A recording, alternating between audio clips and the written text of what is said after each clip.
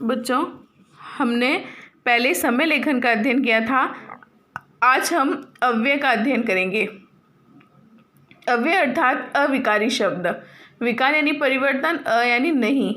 जिनके अर्थों में किसी भी प्रकार का परिवर्तन नहीं होता है उसे अव्यय कहते हैं या अविकारी शब्द कहते हैं। संस्कृत में इसकी परिभाषा है सदृशम त्रिषु लिंगेषु सर्वासु स विभक्तिषु वचनेषु च सर्वेषु यत न व्येति तद अव्ययम। अर्थात वे शब्द जो तीनों लिंगों में, संस्कृत में 3 प्रकार के लिंग होते हैं, पुल्लिंग, स्त्रीलिंग और नपुंसकलिंग।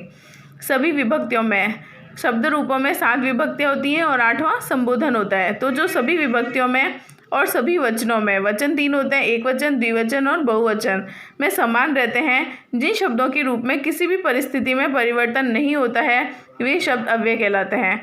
बच्चों, संस्कृत में बहुत सारे शब्द ऐसे होते हैं जिनका विभक्ति के अनुसार, उनमें कारक चिन्हों के अनुसार उनमें विभक्ति का प्रयोग करके अर्थ परिवर्तन हो जाता है। लेकिन जो अव्यय शब्द होते हैं वे किसी भी परिस्थिति में, किसी भी वचन में, पुरुष में, लिंग में, कारक, काल, विभक्ति में नहीं बदलते हैं, वे अव्यय कहलाते हैं।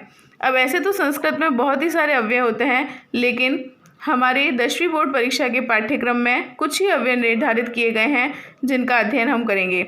आपको इनके अर्थों को याद करना है और वाक्य प्रयोग को एक एक बार समझना है। याद आपको अर्थ करना है, उस अर्थों के अनुसार आपको रिक्त स्थानों में पूर्ति किस तरह से प्रश्न आएंगे वो मैं आपको आगे बताऊंगी इसी वीडियो में। तो पहला अव्यय है अपि। अपि का अर्थ होता है भी। वाक्य प्रयोग है अहम अपि ग्रामम गच्छामि। इति, इति यानी ऐसा या इस प्रकार। वाक्य प्रयोग है पुराणम इति एव न साधु सर्वम। इव, इव का अर्थ होता है समान या जैसा।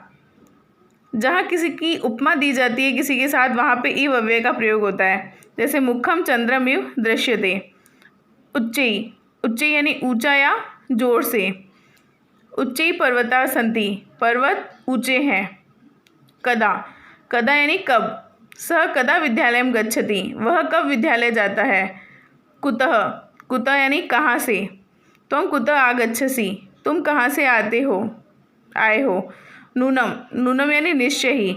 ये जो नूनम अव्यय है ये वहाँ प्रयुक्त होता है जहाँ किसी भी कार्य का कहीं संदेह नहीं है, जहाँ वाक्य की सत्यता प्रमाणित करने के लिए नूनम अव्यय का प्रयोग होता है।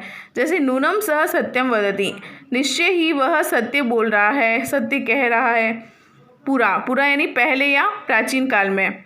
पुरा एक राजा आसीत, चूँकि इसमें पास्ट टेंस की बात हो रही है, लंग लकार की बात हो रही है, तो यहाँ पर जहाँ भी पूरा अव्यय का प्रयोग होगा वहाँ हमेशा जो क्रिया है वो लंग लकार की ही प्रयुक्त होगी। माँ, माँ यानी नहीं या मत। निषेध अर्थ में इस अव्यय का प्रयोग होता है और इसका वाक्य प्रयोग होगा असत्यम मा वदेत, असत्य मत बोलो। इतस्ततः, इतः ततः सत्व संधि है यहाँ पे। इतः ततः 2 शब्द है इसमें। इतः यानी इधर, ततः यानी उधर, इधर उधर। स इतस्ततः भ्रमति, वह इधर उधर घूमता है। यत, यत यानी की। जैसे कवि कहता है कि, जहाँ अपन वाक्य, इसमें 2 वाक्य जुड़े हुए होते हैं तो 2 वाक्यों को जोड़ने के लिए यहाँ यत अव्यय का प्रयोग किया जाता है। जैसे सह सत्यम वदति यत सह सर्वम अपश्यत, वह सत्य कहता है कि उसने सबको देखा है। अत्र, अत्र यानी यहाँ। सह अत्र निवसति, वह यहाँ रहता है। तत्र, तत्र यानी वहाँ। सह तत्र एव निवसति, वह वहाँ ही रहता है। कुत्र, कुत्र यानी कहाँ। सह कुत्र अस्ति, वह कहाँ है। सह कुत्र निवसति, वह कहाँ रहता है। इदानीम संप्रति अधुना, ये तीनों ही अव्यय एक जैसे। इन तीनों अव्ययों का अर्थ होता है अब या इस समय। इन तीनों अव्ययों के साथ वर्तमान काल की क्रिया ज़्यादातर प्रयुक्त होती है क्योंकि जहाँ कार्य चल रहा है, समाप्त नहीं हुआ है। तो इदानीम अहम गृहम गच्छामि, इस समय मैं घर जा रहा हूँ। संप्रति त्वं किम करिष्यसि, इस समय तुम क्या कर रहे हो। अधुना सर्वे पठन्ति, इस समय हम सब पढ़ रहे हैं। यदा, यदा यानी जब। यदा सूर्य उदेति तदा दिनम भवति, जब सूर्य उगता है तब दिन होता है। कदा यानी कब। त्वं कदा गमिष्यसि, तुम कब जाओगे। यथा, यथा यानी जैसे या जिस प्रकार। सह यथा वदति तथा करोति, वह जैसा कहता है, बोलता है, वैसा करता है। तथा, तथा यानी वैसे या उस प्रकार। वैसे या उस प्रकार, तो यथा राजा तथा प्रजा, जैसी राजा वैसी प्रजा। विना, विना यानी बिना। विना के योग में आपको पता है कि द्वितीय, तृतीय और पंचमी विभक्ति का ही प्रयोग होता है। तो जहाँ पर आपको विना अव्यय का प्रयोग करना है वहाँ आपको देखना है कि कर्ता में द्वितीय, तृतीय या पंचमी विभक्ति का प्रयोग होगा। जैसे जलम द्वितीय विभक्ति, जलेन तृतीय विभक्ति, जलात पंचमी विभक्ति। जलम जलेन जलात व विना जीवनम नास्ति, जल के बिना जीवन नहीं है। सहसा, सहसा का अर्थ होता है अचानक। सहसा विददित न क्रियाम, अचानक कोई भी कार्य नहीं करना चाहिए। स्व, स्व यानी आने वाला कल। जहाँ भी स्व अव्यय का प्रयोग होगा वहाँ पर आपको आने वाला कल है तो भविष्यत काल के लिए ऋट लकार का प्रयोग होता है, तो आपको ऋट लकार की क्रिया दिखाई देगी। जैसे अहम स्व जयपुरम गमिष्यामि, मैं कल जयपुर जाऊँगा। यह यानी बीता हुआ कल। बीते हुए कल के लिए लंग लकार का प्रयोग होगा, क्योंकि बीत गया है, पास्ट टेंस है, पास्ट टेंस के लिए लंग लकार का प्रयोग होता है, तो वहाँ लंग लकार की क्रिया आएगी। अहम य जयपुरम अगच्छम, मैं कल जयपुर गया था। बही, बही यानी बाहर। जहाँ भी बही अव्यय का प्रयोग होगा वहाँ पर कर्ता में आपको पंचमी विभक्ति का प्रयोग होगा।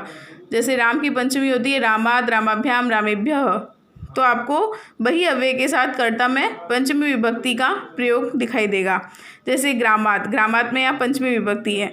ग्रामाद बही उद्यानम अस्ति, गांव के बाहर उद्यान है। वृथा, वृथा यानी व्यर्थ। वृथा मा वदेत, व्यर्थ में मत बोलो। कदापि, कदापि यानी कभी भी। सह कदापि न रोदिति, वह कभी भी नहीं रोता है। शनैः, शनैः यानी धीरे। कपिल शनैः चलति, कपिल धीरे चलता है।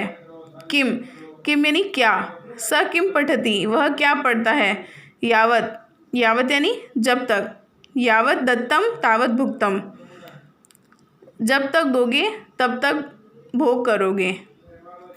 तावत, तावत यानी तब तक। इतः तावत गम्यताम, यहाँ से तब तक जाओ।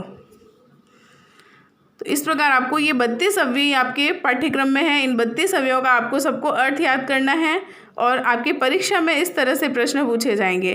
जैसे इनमें से कोई भी 4 अव्यय आपको दे दिए जाएंगे और 4 वाक्य दे दिए जाएंगे और आपको इन अव्ययों का प्रयोग कौन से वाक्य में कौन से अव्यय का प्रयोग होगा ये आपको भरना है। तो ये है सबसे पहले इनके करने का तरीका है कि जो भी आपको अव्यय दिए जाते हैं मंजूषा में पहले आप उनका अर्थ कर लीजिए। स्व यानी आने वाला कल, बही यानी बाहर, माँ यानी नहीं, पूरा यानी पहले या प्राचीन काल में। तो एक नंद नाम राजा आसीत, तो यहाँ क्या आ जाएगा पूरा। पहले एक नंद नाम का राजा था।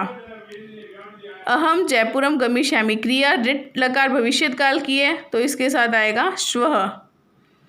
मैं कल जयपुर जाऊंगा। स गृहात, गृहात पंचमी विभक्ति है, पंचमी विभक्ति के साथ बही अव्यय का प्रयोग होता है तो यहाँ आ जाएगा बही। वह घर के बाहर घूमता है। कोलाहल मत करो, कोलाहलम मा कुरु। इस तरह से आप ये दूसरा बनाने का प्रयास करें और रात को 8 बजे आपको इन अव्ययों के अर्थ का और इस तरह से मैं आपको 5 सेंटेंसेस दूंगी और उनको आपको अर्थ आना चाहिए और उनके आप कैसे उन रिक्त स्थानों की पूर्ति करेंगे, उसमें कौन सा अव्यय का प्रयोग होगा ये आपको समझना है। ठीक है दोस्तों, धन्यवाद।